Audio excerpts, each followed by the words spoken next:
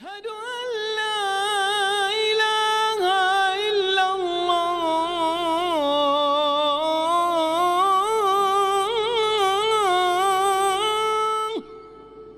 بسم الله الرحمن الرحيم. الحمد لله رب العالمين، والصلاة والسلام على رسوله الكريم، أما بعد. اللہ تبارک و تعالی پر حمد و ثنا اور اس کے نبی کریم صلی اللہ علیہ وسلم پر بے شمار بے حد بے عدد درود السلام کے بعد ہماری گفتگو آج یہ کتاب التوحید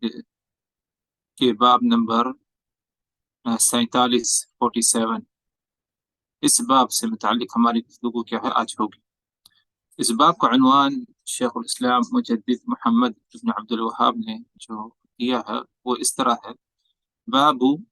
من هزل بشيء فيه ذکر اللہ او القرآن او الرسول۔ مطلب یہ کہ اس شخص کے بارے میں کیا حکم ہے، یعنی اس شخص کے بارے میں شریعت میں کیا حکم ہے جس نے اللہ تبارک و تعالی یا قرآن مجید یا اس کے رسول صلی اللہ علیہ وسلم کے ساتھ استہزاء کیا یا ان کا مذاق اڑایا، ایسے شخص کا کیا حکم ہے۔ تو گویا کہ ادھر اس بات کے بارے میں بتانا مقصد ہے کہ اگر کوئی شخص اللہ اس کے رسول، قرآن مجید یا عموماً شریعت اسلامیہ کا مذاق اڑاتا ہے، اگرچہ وہ اپنے آپ کو مسلمان کہے، دین اسلام کی طرف منسوب کرتا ہو، لیکن اگر وہ مذاق اڑایا کوئی بھی شخص، تو ایسے شخص کا کیا حکم ہے شریعت اسلامیہ میں؟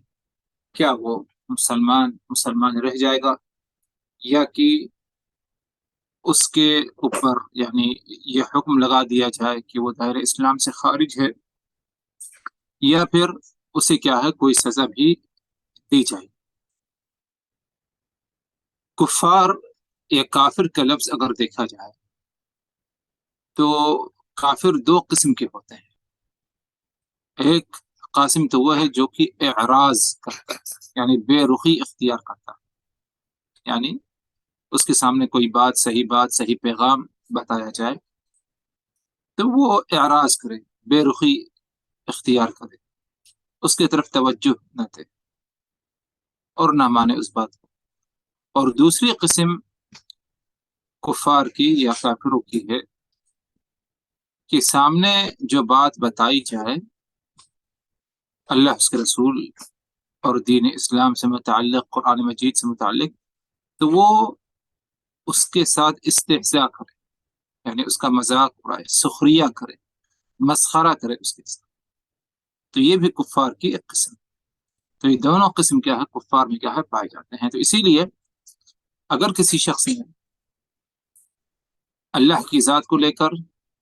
یا اس کے نبی محمد رسول اللہ صلی اللہ علیہ وسلم کی ذات مبارکہ کو لے کر یا قرآن مجید کو، اسی طرح شریعت اسلامیہ کے کوئی بھی صحیح حکم کو لے کر، مسئلے کو لے کر اگر اس نے استہزاء کیا، مذاق اڑایا اور اس کے ساتھ مسخرہ کیا، تو ایسا شخص اگر دیکھا جائے اس کے بارے میں حکم کیا ہے، اہل علم کا اس سلسلے میں کیا ہے دو مشہور قول پایا جاتا ہے۔ ایک قول تو یہ ہے کہ ایسا شخص فوری طور پر قتل کر دیا جائے گا، یعنی اگر مسلمان حاکم ہے اور شرعی جو سزائیں ہیں، حدود وغیرہ، اس کو نافذ کرنے والا ہے، تو فوری طور پر جو ہے ایسے شخص کی گردن کیا ہے مار دی جائے، اور اس پر کیا ہے نماز بھی نہیں پڑھی جائے، کیونکہ وہ مسلمان نہیں رہا بلکہ کیا ہے کافر ہے۔ ایک دوسرا قول اس سلسلے میں یہ ہے کہ اگر اس نے اللہ کی ذات کو برا بھلا کہا، اللہ کی ذات کے ساتھ استہزاء اور مذاق اڑایا، تو ایسے شخص کا قتل نہیں کیا جائے گا، ایسے شخص کی گردن نہیں اڑائی جائے گی۔ البتہ اگر اس نے رسول کے ساتھ زیادتی کی ہو یا رسول اللہ صلی اللہ علیہ وسلم کے ساتھ مذاق ان کا اڑایا ہو، آپ کی ذات مبارکہ کو لے کر اس نے استہزاء کیا ہو، ایسے شخص کی گردن مار دی جائے اور اس پر کیا ہے نماز نہیں پڑھائی جائے. یہ ایک دوسرا قول. اس قول میں دوسرے قول میں جو فرق کیا گیا ہے اس کی کیا وجہ ہے؟ اس کی وجہ یہ ہے جیسے کہ شیخ الاسلام ابن تیمیہ رحمہ اللہ فرماتے ہیں کیونکہ کچھ نصوص ایسے ہمیں ملتی ہیں جن میں اس بات کی طرف رہنمائی ہے کہ اگر کسی شخص نے اللہ تبارک و تعالی کو برا بھلا یا اللہ کی حقوق کی حق تلفی کی، اور اللہ کے حقوق میں سے یہ بھی کہ اللہ کا احترام ہو، تعظیم ہو. تو اگر کوئی شخص برا بھلا کہتا ہے تو ظاہر سی بات ہے تعظیم اور احترام کے خلاف ہے. تو اگر کسی شخص نے اللہ تبارک و تعالیٰ کے حقوق میں سے کسی ایک حق کی بھی جو ہے ادائیگی نہیں کی، حق تلفی کی، تو اللہ تبارک و تعالیٰ اسے معاف فرما دیتا ہے. اس طرح کے ہمیں کیا ہے نصوص ملتے ہیں. اس کے برعکس اگر رسول اللہ صلی اللہ علیہ وسلم کی ذات مبارکہ کے ساتھ کسی نے زیادتی کی اور استہزاء مذاق اڑایا تو کیا اسے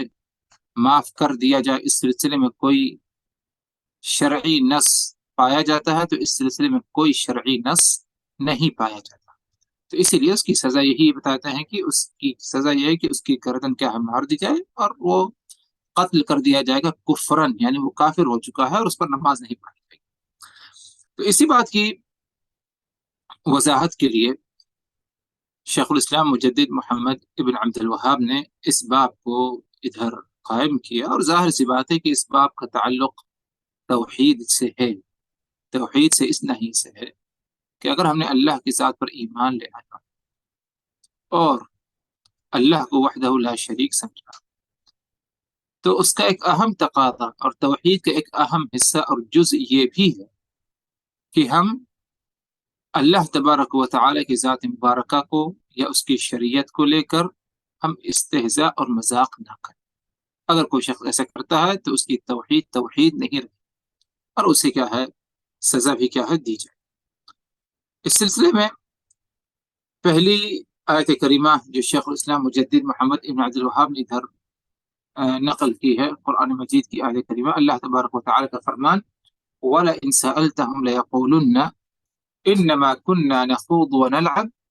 قُلْ أَبِاللَّهِ وَآيَاتِهِ وَرَسُولِهِ كُنْتُمْ تَسْتَهْزِئُونَ. مطلب یہ کہ اگر ان سے پوچھا جائے کہ ان سے ہم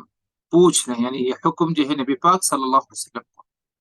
وَلَئِن سَأَلْتَهُمْ اگر آپ ان سے پوچھیں کہ کیا باتیں تم کر رہے تھے تو جواب میں کہیں گے انما کننا نخوض ونلعب، ہم تو یوں ہی بات چیت کر رہے تھے اور دل لگی کر رہے تھے، یعنی ایسی باتیں جس سے ہمارا دل بہلے، لطیفے سنا رہے تھے، ایک دوسرے سے مذاق کر رہے تھے. تو اس قسم کی باتیں ہم کر. اللہ تبارک و تعالی نے اپنے نبی کو حکم دیا کہ تم ان کو کہہ دو، قل آپ ان کو کہہ دیجئے اب اللہ و آیاتہ و رسولہ کنتم تستہزئون، کیا تم اللہ اور اس کی آیتیں اور اس کے رسول کے ساتھ تم استہزاء کر رہے تھے، ان کا مذاق اڑا رہے تھے. یہ آیت کریمہ غزوہ تبوک کے موقع پر کیا ہے نازل، غزوہ تبوک کے موقع پر یہ آیت کریمہ نازل ہوئی، اور اس وقت نازل ہوئی جب کچھ منافقین نے استہزاء اور سخریہ کیا. ان کا نمازیوں کا، صحابہ کرام کا استہزاء مذاق کیا، رسول اللہ صلی اللہ علیہ وسلم کے ساتھ استہزاء مذاق کیا،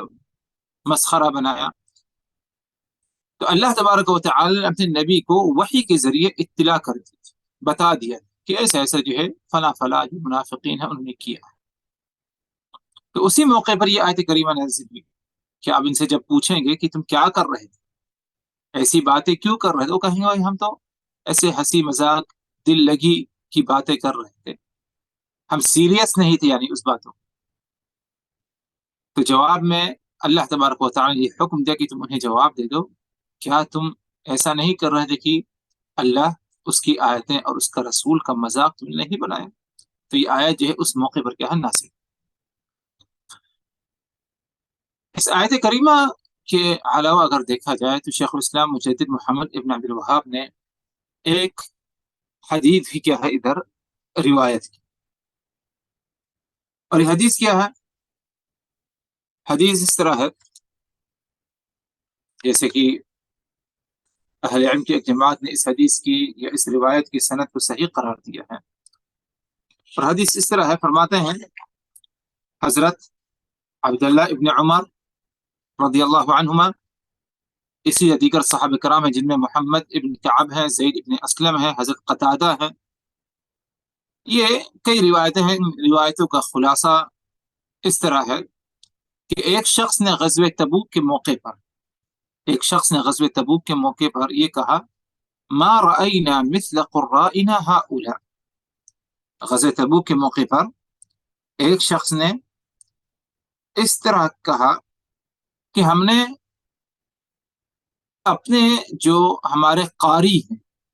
یعنی قرآن کی تلاوت کرنے والے ہیں، صحابہ کرام وغیرہ کے ساتھ کیا، ہم نے اپنے قاریوں کو یا علم والوں کو، یہ بھی اس میں شامل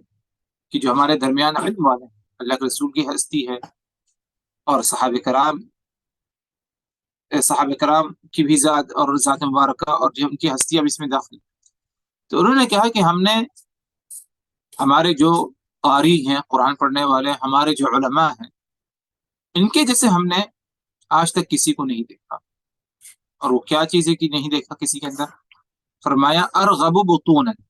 بہت ہی زیادہ کیا ہے، پیٹو ہیں، یعنی بہت ہی زیادہ کھانا کھانے والے، ولا اکذب السن، اور بہت ہی زیادہ ان کی زبان جھوٹ ہے، جھوٹی زبان والے، ولا اجبن عند اللقاء، اور اسی طرح دشمن سے مقابلے کے موقع پر سب سے زیادہ بزدل ہے، یعنی ان کے اندر بزدلی پائی جاتی ہے۔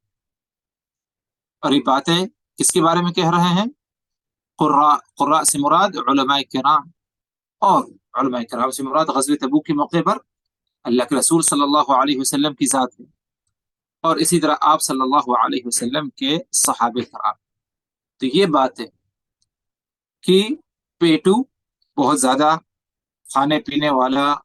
پیٹ بھرنے والا، پیٹو جسے کہا جاتا ہے وہ، اور دشمن سے جب مقابلہ ہو تو بزدلی،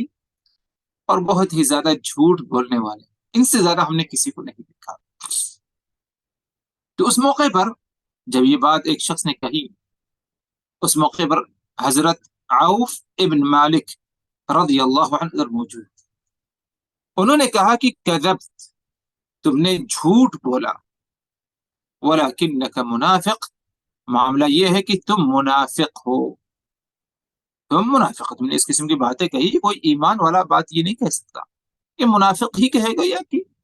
کوئی غیر ایمان والا ہے وہی کہے۔ لأخبرن رسول اللہ صلی اللہ علیہ وسلم، اور عوف ابن مالک نے کہا کہ اللہ کی قسم میں رسول اللہ صلی اللہ علیہ وسلم سے اس بات کے بارے میں بتاؤں گا۔ عوف ابن مالک کا مقصد یہ نہیں کہ جھگڑا لڑائے، اس کو کچھ نقصان پہنچائے، بلکہ اتنا تو ان کو معلوم ہو گیا، اتنا تو ایمان تھا ہی الحمدللہ مضبوط صحابہ کرام میں،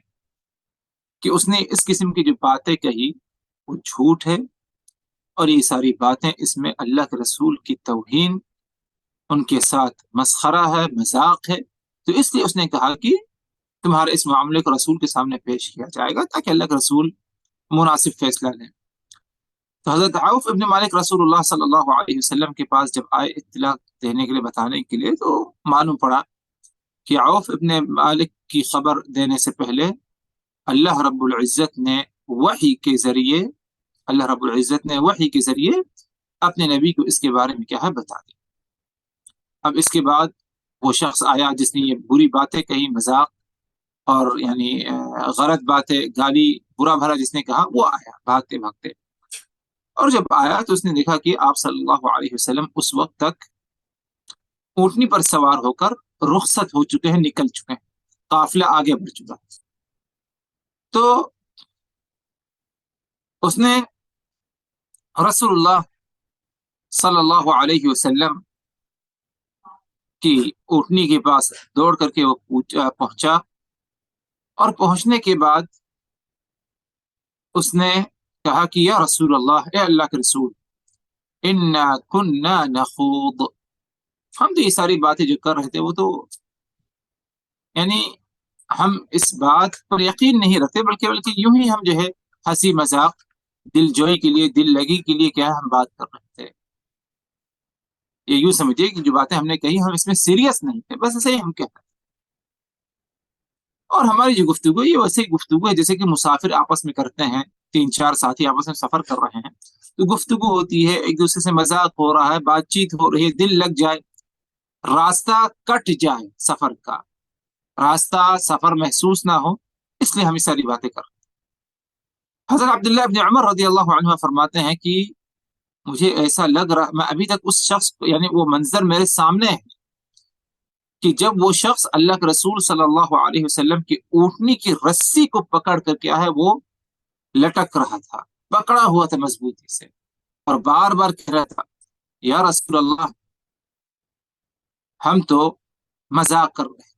سیریس نہیں تھے ہم اپنی باتوں میں، دل جوئی کے لیے، دل لگی کے لیے ہم بات کر رہے ہیں. حالانکہ اس کو چوٹ لگ رہی ہے، پتھر لگ رہا ہے، سب کچھ لگ رہا ہے، لیکن وہ رسول اللہ صلی اللہ علیہ وسلم کو اور ان کی اونٹنی کو کیا ہے چھوڑ نہیں رہا ہے. اللہ کے رسول صلی اللہ علیہ وسلم نے اس موقع پر کوئی جواب نہیں، بلکہ آپ صلی اللہ علیہ وسلم صرف یہی آیت کریمہ پڑھتے ہیں، جس آیت کریمہ کا ذکر شیخ الاسلام مجدد محمد ابن عبد الوہاب نے اس باب میں کیا، اور وہ آیت کریمہ کیا ہے؟ انما قل اب اللہ آیاتہ ورسولہ کنتم تستہزئون، اے نبی آپ ان کو کہہ دیجئے کہ کیا تم اللہ، اس کی آیتیں اور اس کے رسول کے ساتھ تم استہزاء اور مذاق بنائے ہوئے تھے، کو ان کا تمسخر کر رہے تھے، ان کو لے کر کے تم لطیفے سنا رہے تھے، برا بھلا کہہ رہے تھے. بار بار وہ شخص اپنی صفائی بیان کر رہا ہے کہ ہم نے ایسا نہیں کیا، ہم اپنی باتوں کو لے کر یعنی ہم اس پر حقیقت میں ہم اس پر ایمان نہیں رکھتے، لیکن بس ایسے دل جوئی، دل لگی کے لیے ہم ایسے بول رہے تھے. لیکن آپ صلی اللہ علیہ وسلم اسے کوئی جواب نہیں دے رہے تھے، بلکہ صرف اور صرف یہی آیت پڑھتے آپ جو ہے آگے بڑھ رہے تھے، قل اب اللہ و آیاتہ ورسولہ کنتم تستہزئون، اے نبی آپ ان کو جواب میں کہہ دیجئے کیا تم اللہ، ان کی آیتوں، اللہ کی آیتوں کا اور اللہ کے رسول کے ساتھ تم استہزاء اور مذاق کر رہے تھے. آپ صلی اللہ علیہ وسلم نے صرف اور صرف کیا ہے یہی جواب دیا، اس کے آگے آپ نے کیا ہے کوئی اور جواب کیا ہے اسے کیا ہے نہیں دیا. تو اس قصے سے اگر دیکھا جائے تو اس آیت کریمہ کی وضاحت ہو رہی ہے، جو آیت کریمہ غزوہ تبوک کے موقع پر کیا ہے نازل ہوئی. اور وہ کس لیے نازل ہوئی؟ کیونکہ چند منافقین، اور بالخصوص اس روایت میں آتا ہے ایک شخص جو اس قسم کی باتیں کر رہا تھا جس میں اللہ کے رسول اور صحابہ کرام وغیرہ کے ساتھ استہزاء اور مذاق پایا جا رہا تھا، اور اس نے کہا کہ بہت ہی زیادہ یہ سب پیٹو ہیں، بہت ہی زیادہ جھوٹ بولنے والے ہیں، وغیرہ وغیرہ. تو اس قسم کی اس نے یہ باتیں کہی، اور منافق شخص تھا. اللہ کے رسول کو وحی کے ذریعے جب معلوم پڑی تو یہ آیت کریمہ کیا ہے رسول اللہ صلی اللہ علیہ وسلم پر نازل. تو اسی لیے محترم حضرات، اس بات کا ہمیں ہمیشہ خیال رکھنا چاہیے. کبھی کبھار انسان بے تکلفی اور بہت زیادہ بات کرنے لگتا ہے، بحث مباحثہ کرتا ہے، اور مذاق استہزاء میں کیا ہے اس قسم کی باتیں کیا ہے کہہ بیٹھتا ہے ایسی باتیں جس میں استہزاء کا پہلو پایا جاتا ہے، مذاق کا پہلو پایا جاتا ہے. چاہے اللہ تبارک و تعالیٰ کی ذات ہو، یا قرآن مجید کی آیتوں میں سے کوئی ایک آیت ہو، یا مکمل قرآن ہو، یا رسول اللہ صلی اللہ علیہ وسلم کی ذات مبارکہ ہو، صحابہ کرام وغیرہ ہے. پوری شریعت اور شریعت سے متعلق جو احکامات ہیں ان کا احترام اور ان کی تعظیم ہے. اس کے ساتھ کسی قسم کا چھیڑا چھاڑی، یا جس کو بولتے ہیں مذاق، پل پٹان بولنا، اگرچہ آپ یعنی اس بات کو لے کے سیریس نہیں، اس قسم کا عمل ہمارے طرف سے کیا ہے نہ پایا جائے. آج اگر دیکھا جائے تو بعض لوگ اس میں ملوث ہیں، بعض لوگ اس میں ملوث ہیں. اللہ تبارک و تعالیٰ ان کو نیک سمجھتے ان کی اصلاح فرمائیں. اور ہمارا بھی فرض بنتا ہے کہ اگر اس قسم کا معاملہ کبھی ہم کسی کے اندر دیکھیں، فوری طور پر اسے نصیحت کریں، اسے روکیں، اسے توبہ کا حکم دیں. اس نے لاشعوری میں انجانے میں کر لے، لیکن اسے فوری طور پر کیا ہے، توبہ کرنے کی ضرورت. یعنی نماز کو لے لیا، نماز کے ساتھ کچھ مذاق بنا دے، کوئی لطیفہ بنا دیتا ہے، یا ایک کبھی جیسے کہ قربانی آنے والی ہے، ابھی دیکھیے گا بکرا ہے، قربانی کے لیے جو خریدا گیا ہے، جو متعین کیا گیا، مقرر کیا گیا، کوئی اور جانور جس کی قربانی کی جا سکتی ہے، تو اس جانور کو لے کر، اس قربانی کی جانور کو لے کر استہزاء مذاق کیا جاتا ہے. میں تو چند ہی دن کا مہمان ہوں، کل صبح عید کے بعد تمہارا انتظار کروں گا، وغیرہ وغیرہ. بہت سارے یعنی کارٹون کی شکل میں بھیجا جاتا ہے، ویڈیو کی شکل میں بھیجا جاتا ہے، بہت کچھ یعنی اس قسم کی چیزیں نظر آتی ہیں ہمیں. خاص طور پر جو ہے ایک دوسرے کو آگے بڑھانا سوشل میڈیا وغیرہ میں، یہ سب ناجائز ہے، یہ سب حرام ہے. جان بوجھ کر کے اگر کسی نے کیا علم رکھتے ہوئے، تو اس نے کبیرہ گناہ کا ارتکاب کیا، اور لا علمی میں کیا تو ظاہر سے بات اسے یعنی متنبہ کیا جائے، توبہ کی طرف اسے دعوت دی جائے، کیونکہ یہ ایک اسلامی شعیرہ ہے، یہ ایک اسلامی شعیرہ ہے، اس کا استہزاء اور مذاق نہیں ہونا چاہیے. اسی طرح نماز کا معاملہ ہے، کبھی کچھ شوٹنگ کرنا ہو، کچھ ایکٹنگ کرنا ہو، یا کسی کو دھوکہ دینا ہو، تو نماز کی کیفیت میں آ جانا، نماز پڑھنے لگنا، پھر اس کے بعد جو ہے اس کی ویڈیو بنے وغیرہ وغیرہ، بہت ساری چیزیں پائی جاتی ہیں. نماز کے ساتھ جو سب سے عظیم رکن ہے اس دین کا، اس کو ساتھ بھی استہزاء اور مذاق پائے گا. کہنے کا مقصد یہ ہے محترم حضرات، کہ شریعت اور شریعت کے احکامات کو لے کر ہمارے اندر کیا ہے، اس کی تعظیم اور عظمت پائی جانی چاہیے. کسی قسم کا استہزاء اور مذاق کیا نہیں پایا جانا چاہیے. اللہ تبارک و تعالی ہم سبوں کو اس بدترین قسم کے عمل سے اور گناہ سے اللہ تبارک و تعالی ہم سبوں کو محفوظ رکھے، اور جو لوگ اس میں کہیں پر مبتلا ہیں، اللہ تبارک و تعالی ان کی اصلاح کرے، اور ہمیں بھی اس بات کی توفیق دے کہ ہم بھی کیا ہے ان کی اصلاح کریں، اور انہیں سمجھائیں، انہیں توبہ کی طرف دعوت دیں، بجائے اس کے کہ ہم ان کے ساتھ کیا ہے، اس میں کیا ہے، شامل ہوں. ہمارا فرض بنتا ہے کہ ہم بھی ان کی کیا ہے اصلاح کریں. اقول قولی هذا واستغفر الله لي ولكم من كل ذنب فاستغفروه انه هو الغفور الرحيم. لا